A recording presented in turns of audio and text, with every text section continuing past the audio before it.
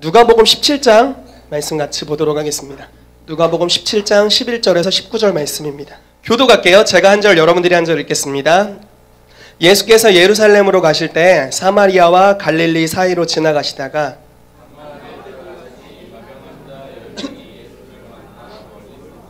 소리를 높여 이르되 예수 선생님이여 우리를 불쌍히 여기소서 하거늘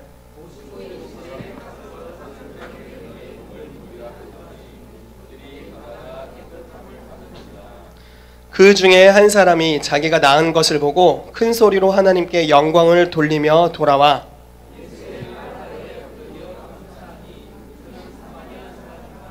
예수께서 대답하여 이르시되 10사람이 다 깨끗함을 받지 아니하였느냐? 그 9은 어디 있느냐?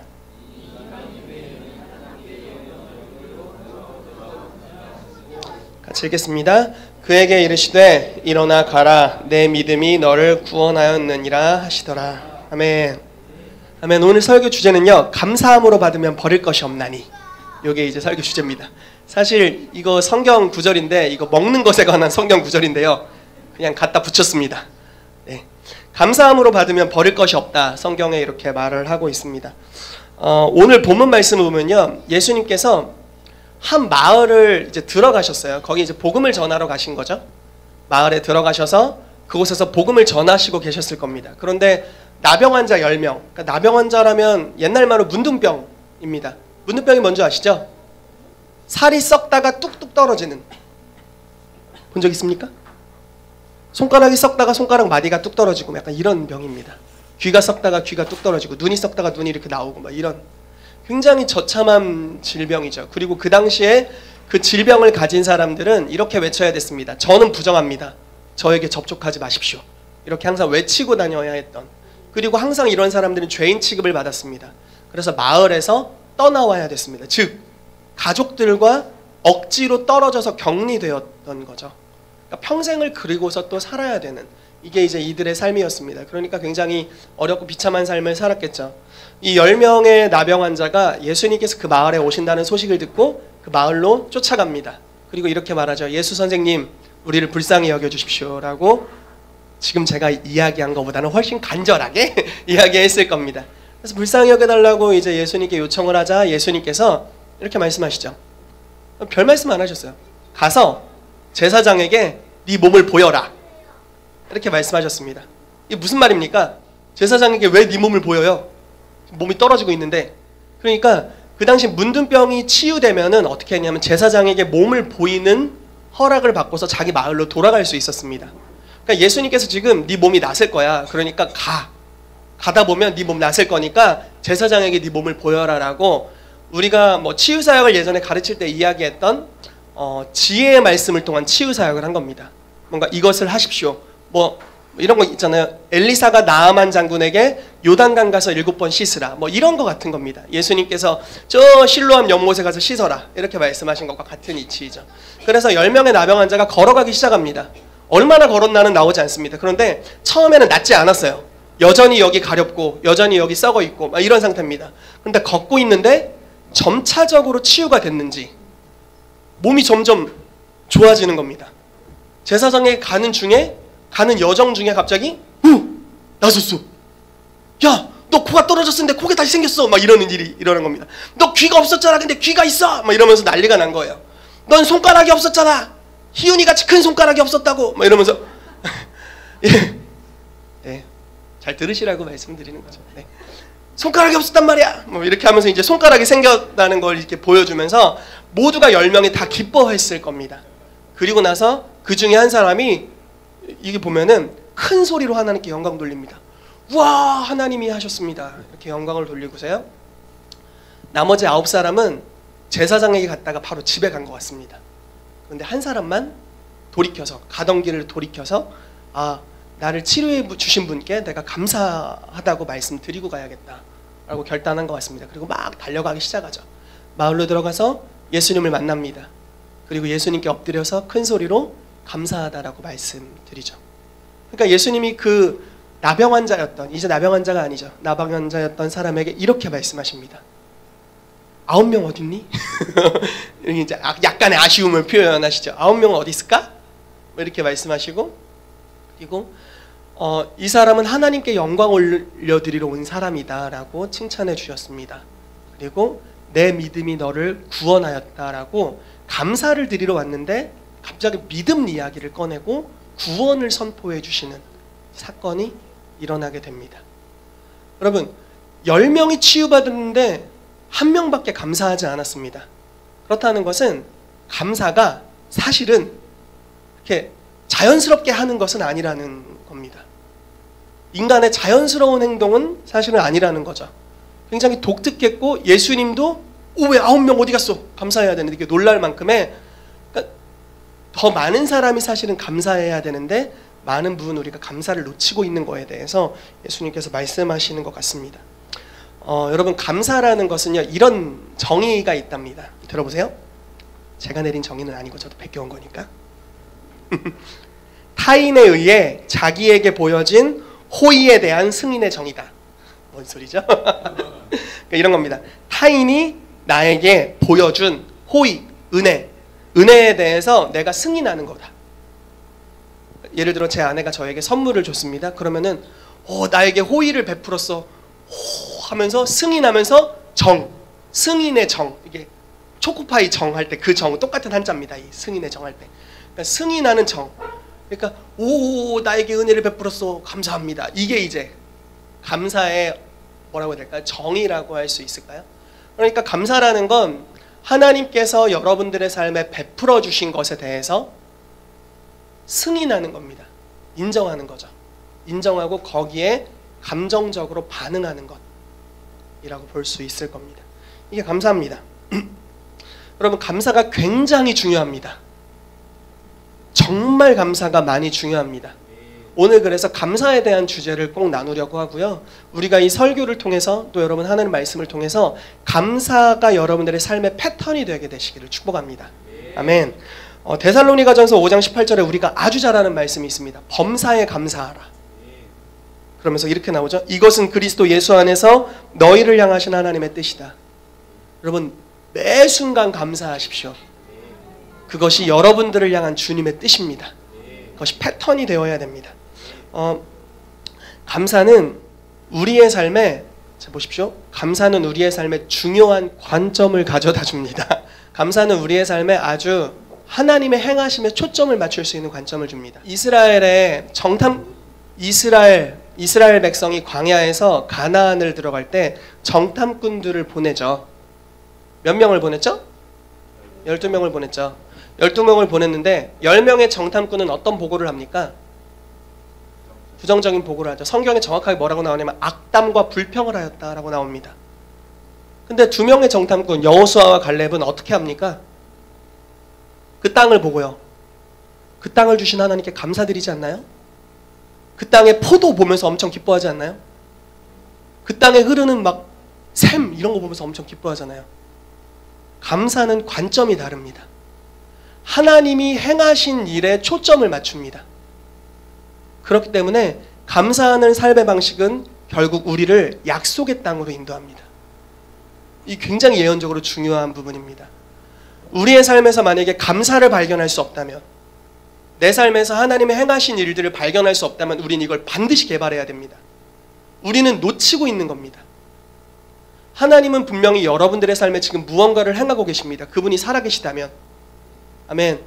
여러분들이 믿고 있고 여러분들 안에 그리스도께서 살아 계신다면 여러분들의 삶 가운데 지금 어떠한 일이든지 행하고 있습니다.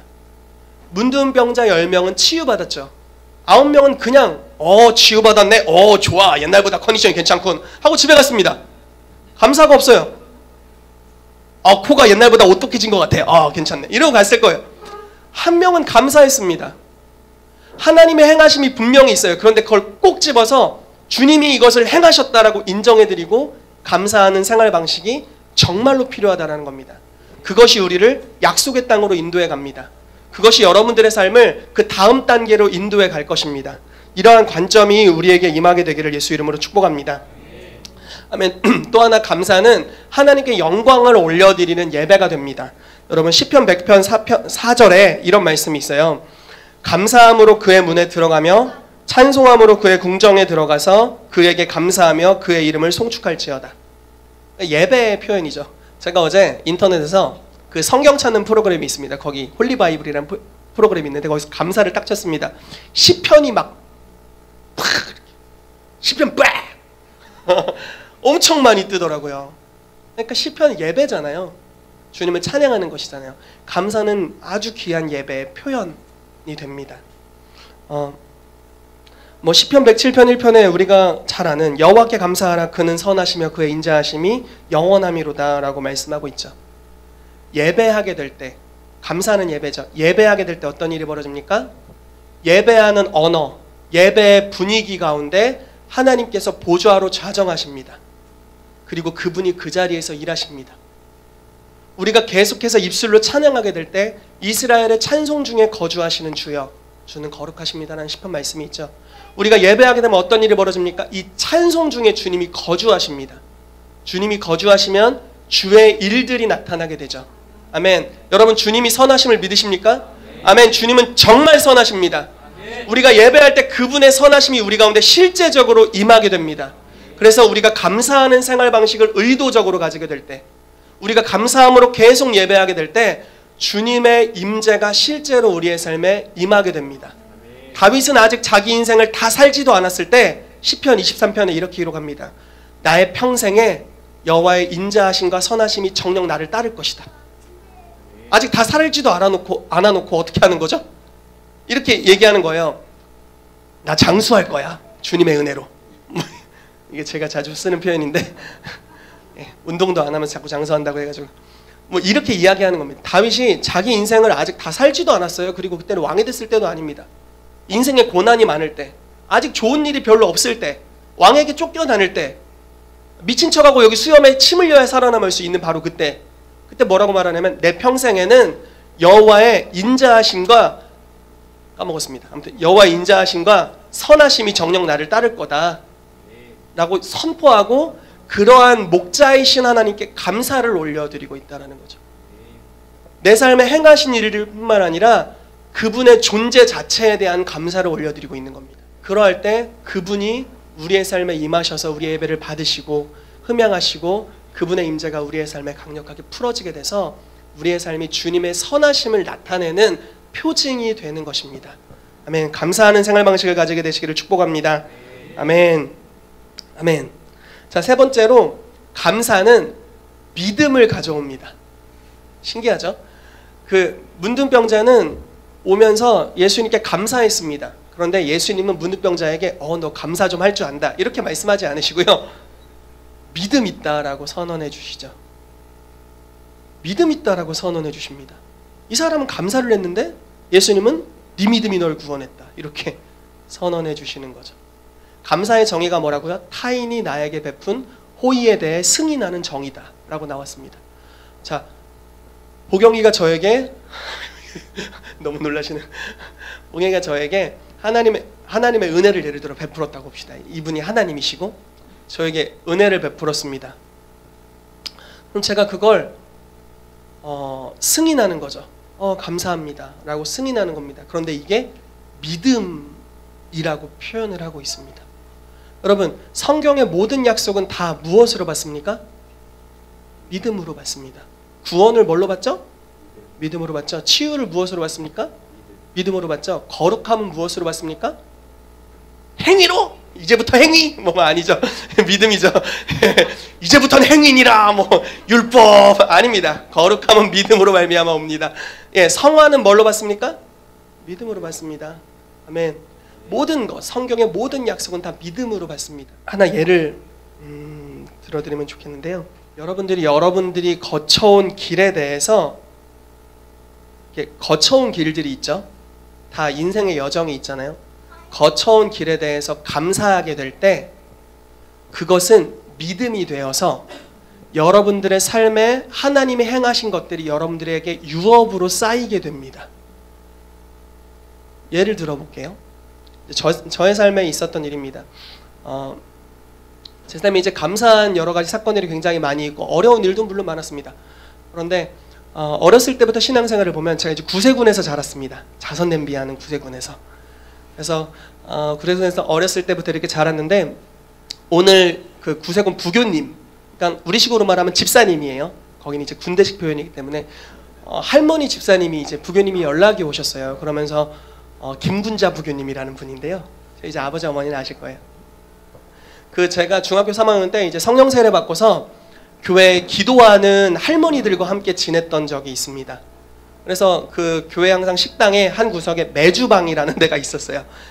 통칭 메주방. 왜냐면 거기 메주가 걸려 있었고 실제로 그 방에 들어갔다가 나오면 내가 메주가 되어서 냄새가 배어서 메주가 되어 나왔기 때문에 메주방이라고 불리는 곳이 있었는데 거기가 이제 우리 할머니들의 기도 처소였습니다. 밤이든 낮이든 항상 기도 소리가 들리는 매번 철야가 있는 기도하다 거기서 주무시는. 그래서 저도 중학교 3학년 때 이제 예수님 만나고 나서 거기 메주방을 이제 들락날락 가기 시작했고요. 그 중에 한 분이 이제 이 김군자 부교님이라는 분이었습니다. 그분이 저에게 방언받은 것을 축하해 주시면서 희태가 이제 네가 통역을 통변의 은사를 구해라 라고 이야기를 하면서 이제 뭔가 은사적으로 개발할 수 있도록 도와주셨고요. 매번 기도해 주시고 이렇게 감사 하나 주셨던 이제 생각이 듭니다. 근데 그때 일에 대해 너무 감사함이 있는데 그분이 지금까지도 제 기도를 해주고 계십니다. 몇 년 전인가요? 한 20년 됐는데 지금도 20년 동안 제 기도를 해주고 계신 거죠. 너무 감사한 거죠. 그리고 이제 쭉 지내오면서 제가 8년 동안 사역했던 교회가 있습니다. 지금 아가페 교회라는 교회입니다. 뭐 다사다난한 일이 있었습니다. 8년을 있었기 때문에 우리 다 볼장 다 보고 그때 이제 만났던 분이 이바울 목사님, 제 아내 뭐 희은이도 그때 초등학교 5학년이었고 근데 그때 이제 볼장 다 봤습니다. 예언으로 인해서 일어날 수 있는 어려움들을 함께 다 경험하면서 굉장히 어려움을 경험했던 곳인데요. 지금 생각해보면 너무나 감사합니다. 왜 그러냐면 제가 아내를 거기서 만났습니다. 세상에서 가장 아름다운 아내. 할렐루야. 오 주님. 아멘. 울 것 같아. 세상에서 가장 뛰어난 나의 친구. 할렐루야. 세상에서 가장 멋있는 나의 제자. 주여. 예, 할렐루야. 감사합니다. 어려움이 굉장히 많았거든요. 이제 그 안에 있을 때. 그래서 뭐 심지어 잠깐 사역을 내려놓은 적도 있었고, 우리 모두가 예언적인 어떤 잘못된 무속적인 스피릿 안에 들어갔던 적도 있고, 좀 율법주의 안에 들어가서 서로를 극심하게 정죄한 적도 있고요. 우리 바울 목사님 많이 정죄당하셨고, 아무튼 그런 적이 있었습니다. 그런데 너무 감사합니다. 그 시간 안에 우리가 연단됐으니까요. 그리고 하나님께서 그러한 우리의 연약함, 또 사단적 속임, 사단은 항상 악한 마음을 가지고 우리를 속이죠. 사단적 속임, 그리고 우리의 연약함과 그 안에 묻어 있었던 죄성, 이런 모든 것들을 선용하셔서 우리를 성숙의 길로 이끌어 오셨다는 것을 보는 거죠. 그리고 저희가 지금 하고 있는 모든 사역의 기초는 다 거기서 닦여진 거였습니다. 너무 감사한 일이죠. 그리고 뭐 또 제가 이렇게 걸어오면서 일터 사역이라는 거를 이제 김태현 목사님이란 분이랑 같이 하게 됐습니다. 일터의 사장님들을 예언하고 중보기도 하는 사역들을 이제 거기서 한 1, 2년 정도 저희가 이제 같이 했었고요. 또 이성대 목사님 저희가 이제 그때 초대를 했었죠. 이성대 목사님의 권위 안에서 또 속사람의 변화, 내적 치유, 뭐 하나님의 나라에 대한 부분을 또 배우게 됐고요. 그리고 또 지금은 이제 홍정식 목사님의 권위 안에서 HIM에서 목사 연수를 받고 이제 어떤 권위와 커버링 안에서 보호를 받고 있고요. 여정 중에 너무나 감사한 것들이 많은 거죠. 그런데 뭐 다 좋았던 건 아니죠. 지내보면 알잖아요. 여러분 다 알잖아요. 희훈이랑 저랑 항상 좋은 건 아니잖아요. 그런데 물론 힘들었던 시간들이 있습니다. 그런데요, 너무 감사했던 것은 제가 어느 공동체에 지내서든지 거기서 나올 때 항상 그 공동체에 특별하게 목사님에게 또는 대표에게 주셨던 유업을 가지고 나왔다는 것이 너무 감사합니다. 그들에게 있었던 은사가 저에게 묻어서 제가 나왔어요. 되게 신기하지 않나요? 그냥 그 공동체에 하나님이 주신 은혜가 있고 연약함이 있죠. 그렇지만 주님께서 감사함으로 그것들을 소화하고 받게 하십니다. 우리에게 감사의 삶을 요구하시고요. 그리고 믿음으로 받을 때 거기에서 가장 좋았던 것들을 주님이 저희 전수해 주시고 저희가 그것들을 받아서 다시 나오게 되는 거죠. 믿음, 감사가 믿음이 되고 믿음이 유업을 가져왔습니다. 그래 제 삶에는 언제든지 그것이 재현되게 되는 거죠.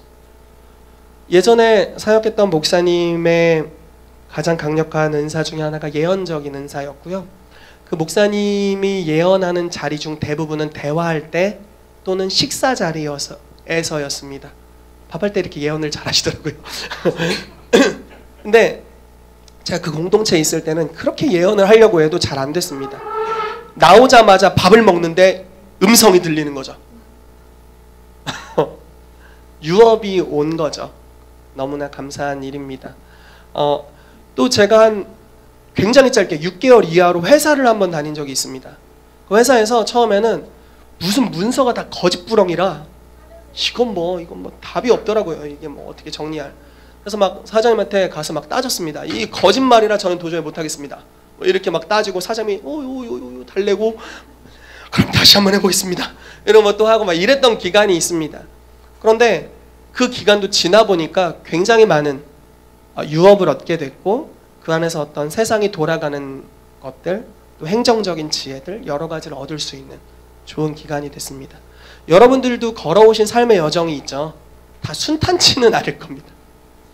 네, 다 휘파람 불만큼 좋은 일들은 아닐 겁니다. 그렇지만 그 안에 하나님의 역사하심이 있을 겁니다. 그거를 여러분 발견하는 관점을 가지게 되시기를 축복합니다. 그럴 때 하나님의 선하심이 9명의 나병 환자에게는 그냥 하나님의 선하심이 스쳐 지나갔습니다.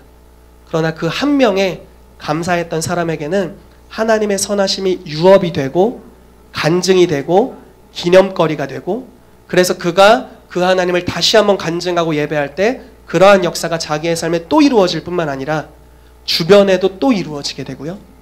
그것이 퍼져가고 더 증가되고 더 성숙한 차원으로 나타나게 되는 줄로 믿습니다. 아멘. 아멘. 자, 마지막으로 좀 나누기 원합니다. 여러분, 삶의 어려움 중에서 하나님의 행하심을 감사할 수 있을까요? 힘들죠.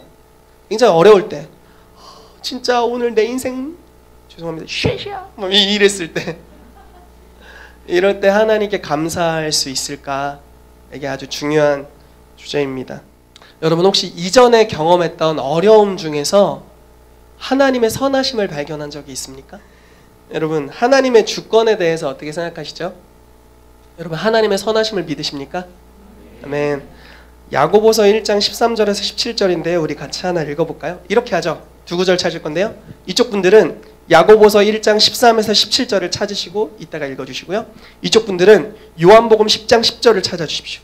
네, 우선 야고보서부터 한번 같이 읽어볼까요? 크게 읽어주셔서 반대쪽 분들이 들으실 수 있게 한번 잘 들어보세요. 읽겠습니다. 시작. 사람이 시험을 받을 때 시험을 받는다 하지 말지니 하나님은 악에게 시험을 받지도 아니하시고 친히 아무도 시험하지 아니하시느니라. 오직 각 사람이 시험을 받는 것은 자기 욕심에 끌려 미혹됨이니 욕심이 잉태한즉 죄를 낳고 죄가 장성한즉 사망을 낳느니라. 내 사랑하는 형제들아 속지 말라. 온갖 좋은 은사와 온전한 선물이 다 위로부터 빛들의 아버지께로부터 내려오나니 그는 변함도 없으시고 회전하는 그림자도 없으시니라. 아멘. 아멘. 여기 사람에 대해서 사람이 자기 욕심에 끌려서 뭐 이렇게 시험을 받는다 나와 있고요. 또 하나님은 선하시고 온갖 좋은 선물은 다 하나님이 주는 거다. 하나님은 그림자도 없다. 하나님 완전 빛이다. 이렇게 이제 나오고 있습니다. 하나님과 사람에 대해 나오고 있고 여기 이제 사단에 대해 나오는 건데요. 같이 읽어봅시다. 시작. 도둑이 오는 것은 도둑질하고 죽이고 멸망시키려는 것뿐이요 내가 온 것은 양으로 생명을 얻게 하고 더 풍성히 얻게 하려는 것이라. 아멘. 사단에 대해서 나오고 예수님에 대해서 비교하고 나오고 있죠. 한번 잘 보십시오. 여러분 요셉의 삶을 한번 생각해 봅시다. 지금 의지를 작용시키는 인물이 세 인물이 등장합니다. 하나님, 사단, 사람. 자, 한번 볼게요. 요셉이 어린 이제 꿈꾸는 자였습니다. 근데 형들이 요셉을 어떻게 했죠? 팔기 전에 미워하고 질투했죠. 미워하고 질투한 건 사단이 준 생각입니까? 그냥 지들이 악한 생각입니까? 뭐 아무튼 뭐 두 가지 다 하겠죠. 뭐 어쨌든 형들은 의지를 가지고 자기의 미워하는 악감정을 가지고 그러니까 본인의 죄입니다. 본인의 죄성을 가지고 요셉을 팔기로 결정합니다. 그리고 사단은 자기의 악한 의지를 가지고 요셉이 꿈꾼 거 얘기하는 걸 들어보니까 이놈이 나중에 이 자기 나라에 나쁜 일을 할 아주 큰 놈이거든요. 죽여야겠다는 생각을 하겠죠. 악한 마음이 있는 자들의 마음을 부추깁니다. 부채질. 우이, 죽여라! 죽여라! 이렇게 이제 부채질합니다. 그래서 형들이 점점 죽여야 돼, 죽여야 돼 이렇게 좀 몰고 가는 거죠. 그리고 요셉을 어떻게 합니까? 팔아먹습니다. 그런데 하나님의 선하심이 여기 작용합니다. 하필 그 사람을, 요셉을 하필 이집트에 팔려가게 했고, 다른 데에 팔려갈 수도 있고, 왜냐면 상인 자체가 미디안 상인이거든요. 미디안으로 데려갈 수도 있는 건데 이집트에 팔리게 했고요. 그리고 바로의 시위대장, 그러니까 이집트의 시위대장인 보디발의 집에 팔려가게 하십니다. 하나님의 선하심이 작용하는 거죠. 요셉이 열심히 일합니다. 그런데 하나님이 요셉과 함께 하십니다. 그래서 그가 하는 모든 일이 복을 받습니다. 그런데 보디발의 아내가 등장합니다. 샤라라. 이 여인은 음란의 영이 있는 여인 샤라라 나타났습니다. 죄송합니다. 다소 무리한 연출. 예, 나타났습니다. 그래가지고 본인의 악함으로 요셉을 유혹합니다. 지금 이해되십니까? 그냥 이 사람이 악한 거예요. 이 사람이 죄가 있는 겁니다. 음란함을 가지고 요셉을 유혹하고 꼬리를 칩니다. 요셉이 어떻게 하죠? 거절하죠. 예, 요셉이 자기 의지를 가지고 또 하나님의 선하심의 도움을 받아서 유혹을 물리칩니다. 그런데 이 여인이 어떻게 합니까? 자기의 악함을 가지고 요셉을 모함해서 나를 강간하려고 했다 하고 감옥에 보디발을 통해 집어넣게 합니다. 사단이 여기 개입했을까요? 안 했을까요? 저 열심히 했겠죠. 요셉의 거룩함을 훼손시키려 했을 겁니다. 왜냐면 그런 부르심의 자리로 가는데 굉장히 곤경을 처할 거기 때문에 거룩함을 훼손시키려 했고, 그게 실패하자 감옥에 모함해서 넣어 죽이려고 하였습니다. 그래서 감옥에 갔는데 하나님은 그곳에 선하신 은총으로 함께 하십니다. 어떤 일이 발생하죠? 술 맡은 관원장과 떡 굽는 관원장이 그 자리로 오게 되죠. 그리고 그 관계를 통해서 바로 왕에게까지 연결이 됩니다. 그게 약 13년에서 15년 정도의 기간, 팔려간 다음부터 총리가 되기까지의 기간을 갖습니다. 그 기간 동안 요셉이 경험한 것은 하나님의 선하심과 사단이 자기를 죽이려고 하는 어마어마한 위험들과 사람들의 악함들, 그리고 그들을 소화해내고 용서해야 됐던 연단의 기간들을 갖습니다. 그리고 나서 그가 총리가 됐을 때 그는 형제를 이미 용서하고 있습니다. 그는 자기를 모함해서 감옥에 집어넣은 보디발도 이미 용서하고 있습니다. 보디발의 아내, 나쁜, 죽였어야죠. 총리가 됐으면. 그런데 살려두고 오히려 혜택을 받게 하죠. 하나님의 선하심 안에서 이 사람이 자라났습니다. 무슨 일이 벌어졌냐면요. 자, 무슨 얘기를 하려고 여기까지 왔냐면, 우리는 때로는 우리의 삶의 여정에 이전 삶을 보면 연약함이 있습니다. 그래서 뭐 연약함 안에서 또 죄성도 있고 연약함도 있습니다. 그런데 사단은 또 그걸 가지고 막 공격을 합니다. 그런데요, 하나님은 연약함과 사단의 그 악함을 사용하십니다. 그래서 결국 선함으로 이끌어 가십니다. 여러분, 하나님이 역사의 주관자인 걸 믿으십니까? 그분이 주권자임을 믿으십니까? 여러분, 그 얘기 들어보신 적 있어요? 제가 읽었던 아주 중요한 책 중에 하나님 정말 당신이십니까? 라는 로렌 커닝햄이 쓴 책이 있는데요. 그 책 거의 후반부에 이런 내용이 있습니다. 결혼 생활을 잘 하다가 어떤 이제 유명한 목사님이었나 봅니다. 이 YM 안에서. 그 목사님이 쉽게 말해 바람을 폈습니다. 그래서 그게 나중에 밝혀지게 됐고 가정이 완전 깨져버렸습니다. 그리고 10몇 년 동안 이 목사님이 하나님을 도망 다닙니다. 하나님 저리 가요, 무서워요 이러면서 도망 다니고, 로렌 커닝햄이 여러 번 찾아갔지만 거절당했습니다. 그런데 하루는 기도하다가 만나라는 감동을 주셔서 또 만납니다. 만나고 그 만남을 통해서 이 사람이 회복되었습니다. 그런데 이제 이미 다른 여자를 만나서 재혼한 상태였고, 또 하나님을 모르고 좀 이렇게 좀 어렵게 살던 이런 상황이었습니다. 그런데 하나님께서 이것들을 선용하셔서 이 사람의 삶에 이제부터 가정이 깨진 아픔이 있는 사람들을 보내기 시작하셨습니다. 그리고 이 사람이 깨졌지만 회복된 그 치유의 은혜를 가지고 다른 이들의 가정을 회복시키는 하나님의 놀라운 사역을 감당하게 되었습니다. 어떤 일입니까? 이 목사님은 원래 자기 안에 있었던 연약함을 가지고 죄를 지었죠. 사단은 이 기회를 틈타 이 사람을 죽여버리려고 했을 겁니다. 사역의 영역엔 발도 붙이지 못하게 하려고. 그러나 하나님의 선하심은 이 모든 것을 선용해서 합력하여 선으로 인도해 가신다라는 것이죠. 그러므로 우리가 어려움 중에, 때로는 죄 중에, 때로는 가장 깊은 타락 중에도 하나님의 선하심으로 말미암아 여전히 감사할 수 있습니다. 그분이 우리를 이끌어 가실 것이기 때문입니다. 때로는 우리의 인생의 여정 중에 이건 내가 과거로 들어갔으면 절대 이 짓은 안 할 텐데 하는 게 있을 수도 있습니다. 그런데 하나님께서는 그것도 약재료로 우리에게 사용하실 것입니다.